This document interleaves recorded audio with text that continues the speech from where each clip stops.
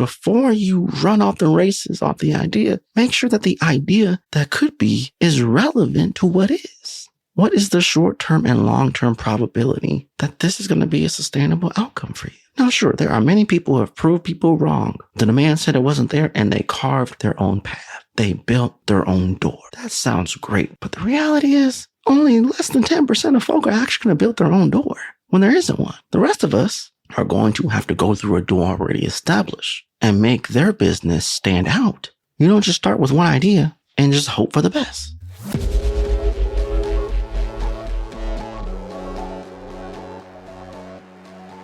One of my favorite events of the year is fastly approaching.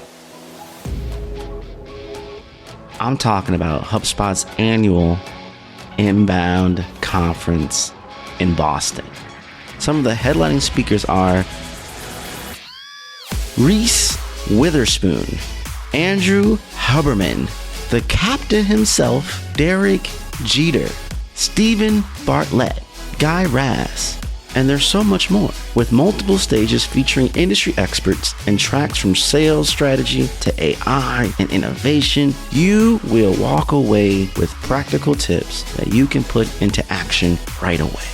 So mark your calendars for September 5th through the 8th. You can click on the link in the show notes to see all the speakers, the full agenda, and to get your tickets. Now, if you are a listener of the I Digress podcast experience, you know how Inbound has changed my life. And I mean that with all humility, but also in all reality. I had the amazing experience to be a host last year, to be a speaker the previous year, and I'm happy to announce I will be a speaker again this year as the moderator for the great email debate. Get the open versus get the response with the great Jay Schwedelson and Nancy Harhut. And I don't know about you, but I have this feeling that this year's Inbound is going to be unforgettable. Tickets are selling out fast. So head over to inbound.com to get yours today, or click on the links in the show notes to learn more. Get your tickets now. Everyone has an idea that they swore they knew before somebody else. Then they see it on the TV and like, oh, I thought of that, but they didn't execute. Then you have some who have ideas who actually started the process, but didn't see it to fruition. Then you have some people who have ideas who put the ideas in motion, but still don't make money. Then you have those people who take the ideas, build a full plan, assess to make sure that idea, which is the foundation everything else is built on, is sustainable and aligns with the marketplace and matches a high level of demand that they can measure their profit margins properly, execute, and grow, and then they are successful.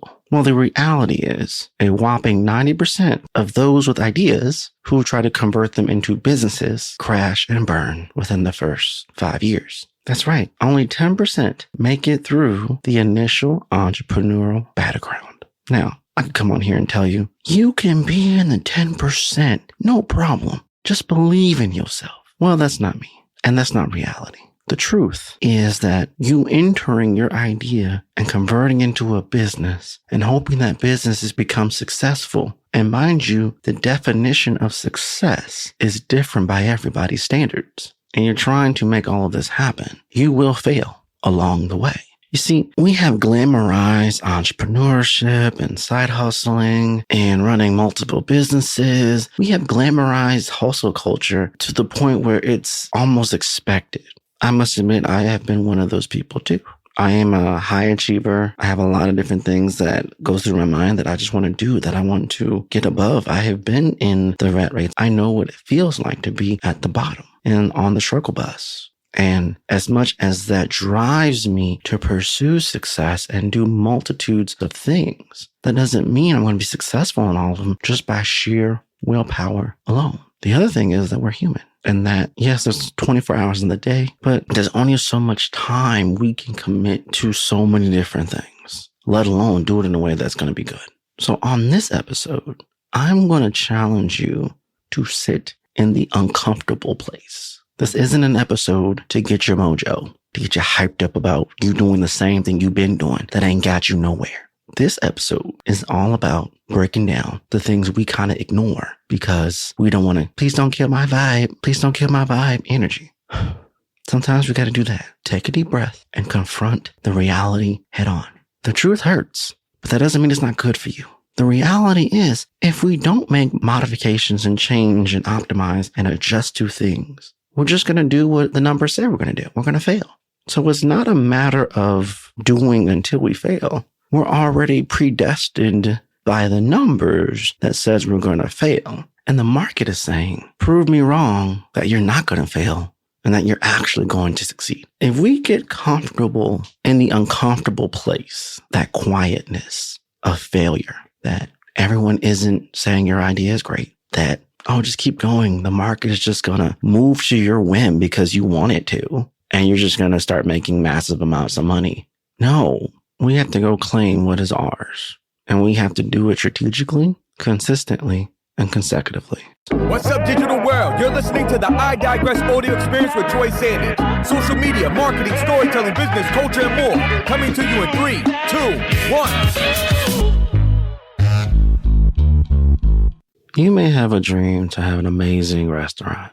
Well, we all know ain't a restaurant unless you got good food. Now, you could be a good chef creating a delicious dish. But here's the thing. You don't have a solid recipe. If you don't have a solid recipe, it's bound to fall flat. If you have a series of recipes that aren't proven solid, that you can replicate the quality, keep the taste high, it's visually appealing, and it tastes good for those who come to the restaurant, and it's worth the money that people want to pay for it, everything else doesn't matter. Doesn't matter the name of the restaurant. Doesn't matter the location of the restaurant. Doesn't matter how much money you spent on that location or that name, the naming rights, the sign, all those things. If you don't have a series of solid recipes that's going to make you a phenomenal menu that's worth the money you're trying to charge, that can keep people coming into the door, leaving happy, and bringing more people back with them, again, your restaurant will fail, period. Yeah, Troy, that's an obvious thing.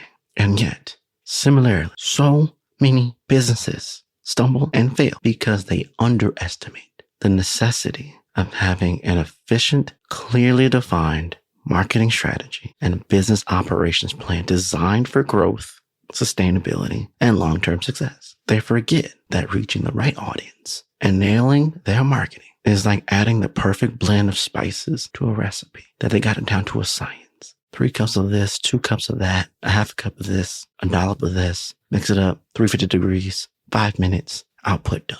Sounds crazy.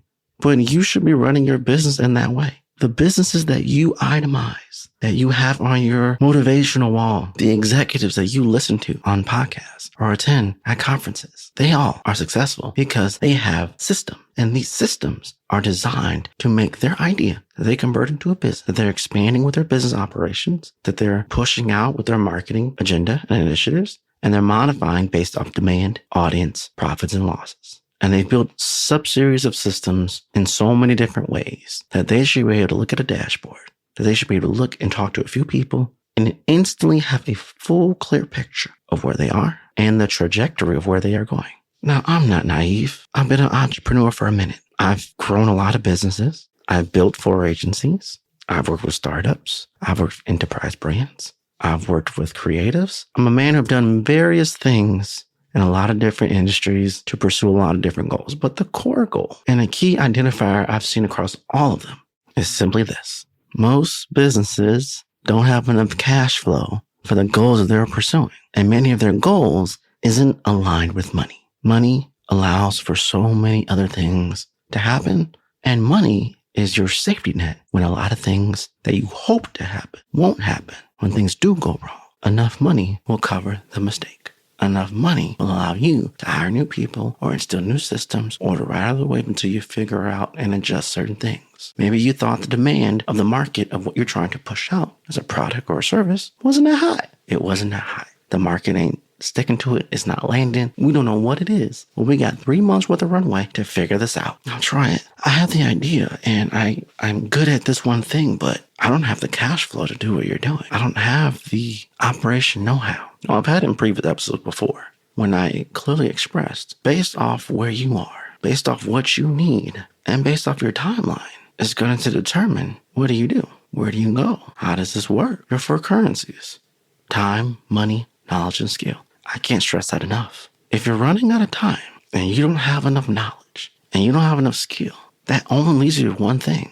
one currency, and that's money. Money will allow you to pay someone else to instill the systems you can't afford to learn yourself within your time frame to start making money. But if you don't have money, you don't have time, you don't have knowledge, and you don't have skill in the various areas and disciplines you need to make your business work, what are you left with? That means you are walking around with no currency, and yet you're expecting folk to buy from you. You have nothing to work this game. And that's the hard truth that I want you to sit with. You have a great idea, and maybe you're a great marketer, or maybe you're a great seller, or maybe you're a great creative. Maybe you're good with people, but you lack other things that if you didn't account for all these different things being in motion and structure and operations, it won't take off the ground. And I think many times people put the blame on themselves as to why their business failed. It wasn't you. It wasn't your idea. It was the transfer of taking that idea and putting it into motion. You run off the races off the idea. Make sure that the idea that could be is relevant to what is. What is the short-term and long-term probability that this is going to be a sustainable outcome for you? Now, sure, there are many people who have proved people wrong. The demand said it wasn't there, and they carved their own path. They built their own door. That sounds great. That sounds amazing. That gets me every time when I search for motivational audio on YouTube. But the reality is only less than 10% of folk are actually going to build their own door when there isn't one. The rest of us are going to have to go through a door already established and make their business stand out, carve their own sub-niche, establish their community base, show proof of concept, get results, raise their prices as they're growing, be sustainable, and pivot and modify, adjust as things change. You don't just start with one idea and just hope for the best. The classic story of Canva. How many times was Canva denied? And we're like, no, Canva's amazing. Who would ever deny Canva of being Canva? Well, here's the thing. Canva that we know today wasn't Canva when they pitched it years ago. When you were given an idea, when you have a vision, it is your responsibility to convert that idea into a vision, into a manifestation, into a proof of concept, into a undeniable, intentful product or service or deliverable that folk need, that it solves a problem so big that with the right marketing or right naming or right operations or the right opportunity in a very specific market, it will prove itself and it will continue. But sometimes we tell our ideas, we go through the vision board, we manifest the product, or we push the service out to the wrong people. Now, one thing I will say that hurts a lot of people's feelings when they come to me and we talk growth strategy and all this stuff, I ask them, have you made any money off of this before you came to me? No, I haven't. It's in proof of concept. Oh no, my business is ready to go. I've made some money. If they have made any money, the money that they have made is not enough to sustain them as a business entity. So either they are doing a 9-to-5er, they're working with another business, or they have cash flow that they have, whether a loan or investors or whatever, and now they're on the clock and they've might have spent a good amount of time trying out different things. I'm going to be a YouTube warrior for 5 minutes, watch a few videos, make a quick plan, run through ChatGPT, and in like 20 minutes, this is what I'm going to do. Oh, it failed. I'm going to keep doing it. It failed. Oh, I blinked. It's 3 months and oh my God, I'm in the red. I haven't made any money back from my investment. My loan is due. I can only run from one credit card to pay another credit card to give yourself more runway. But in actuality, you're bleeding. You're not making any money. And then you take offense to people saying this isn't working, or you got to pivot. No, I'm going to do it this way. It's not an attack on your idea. It's not an attack on your product or service being worthy. It's simply an observation that your operations, your marketing, or your infrastructure is terrible. And you have to pivot in order to be sustainable or accept defeat and try again. There is no guarantee in business. Entrepreneurship is not for the weak of heart. Entrepreneurship is not sexy. It's actually quite complicated. Let's pause for a moment. I want to give y'all an example. I was just looking at Bleacher Report. They just talked about how Dwayne "The Rock" Johnson lost $60 million off the XFL. $60 million. That's a lot of money. Pause. Let's zoom out for a minute. The Rock's net worth is $800 million.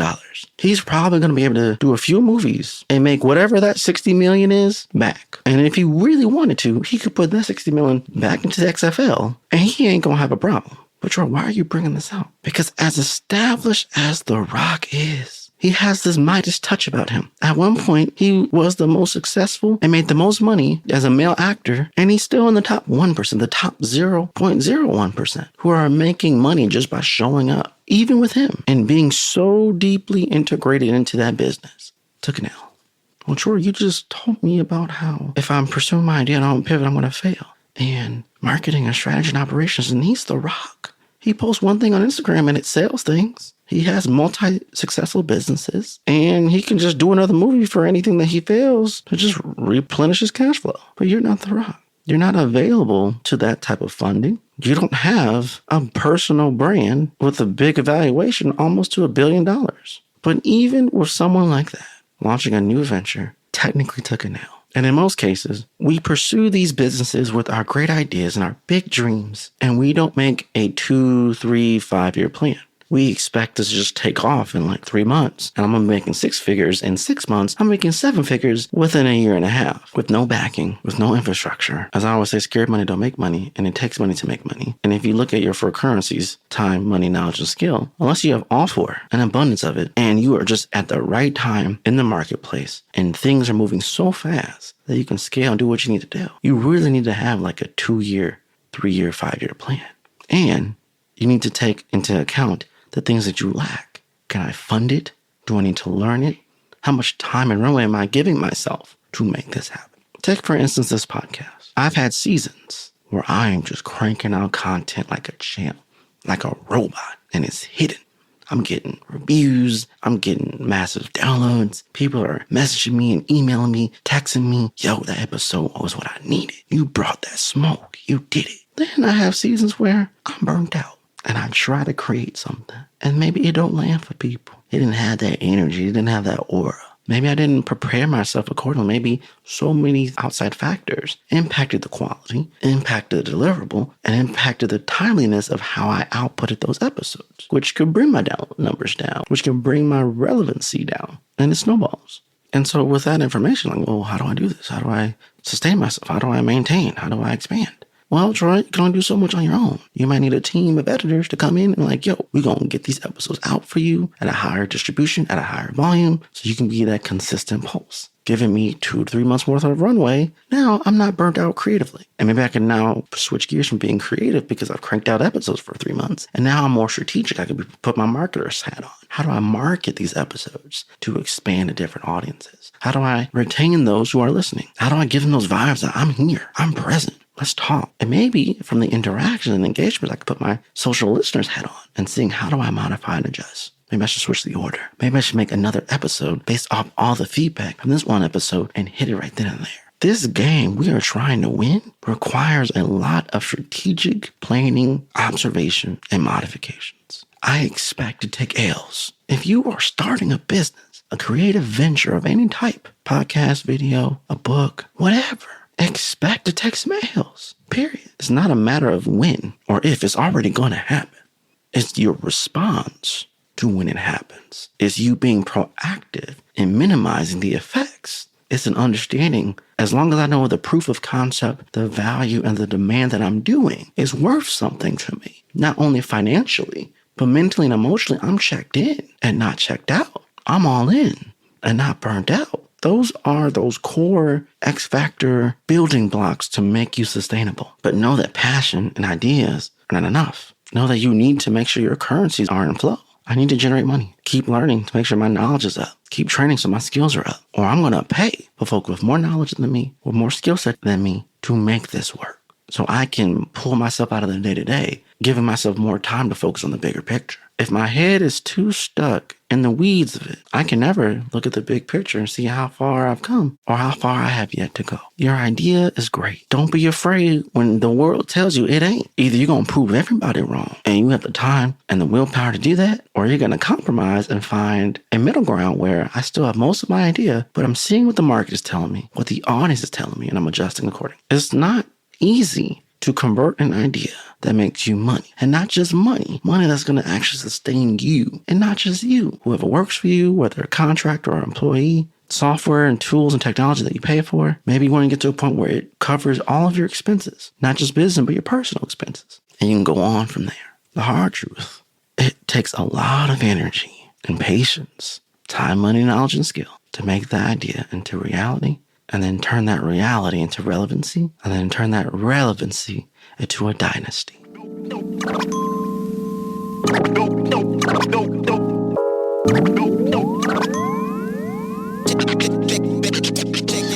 What's up, I Digress listeners?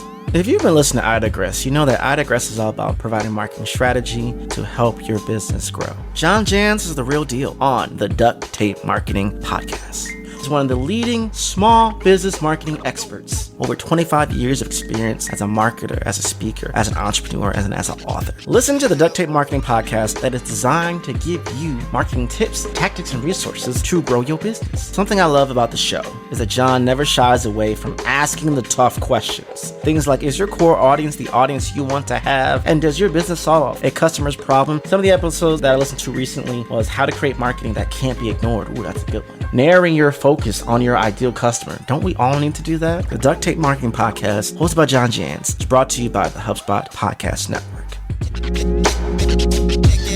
If we're trying to go from an idea to a dynasty, from an emerging business into an established empire, what you do in that middle ground is critical. And it's not just the idea. It's how you operate. It's how you market. It's how you sustain. It's how you pivot. It's how you modify. It's how you scale. It's how you adjust.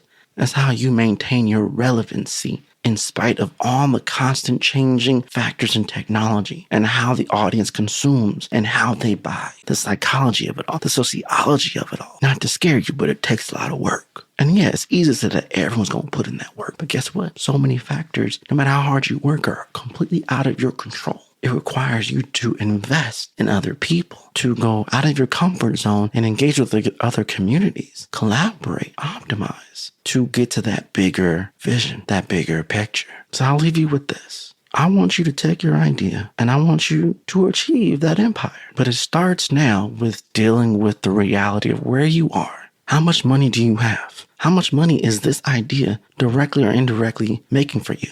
And running in parallel to that, how much is this idea costing you? Do you have operations together? Do you have marketing together? Do you have the right team?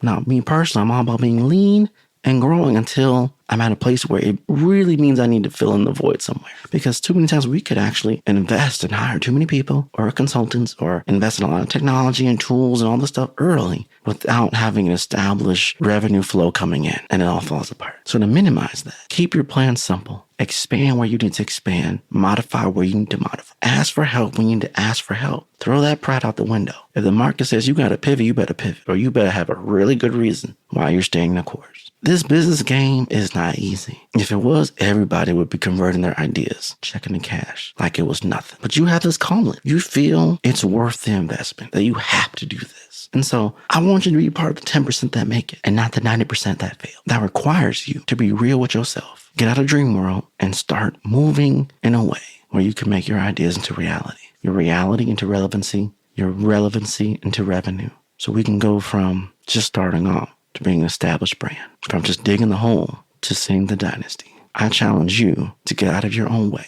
Write everything down that you're dealing with. Where can I make money? Where can I cut money? Where do I need help? And move things along. The cost of you not doing the necessary in order for you to be successful can hurt you. Everyone who makes it in entrepreneurship accepts the challenge and pursues to be successful despite the odds. Look at you right in the face telling you, you ain't gonna make it. Yes, you need a certain level of determination, but you also need wisdom to know, when do I pivot?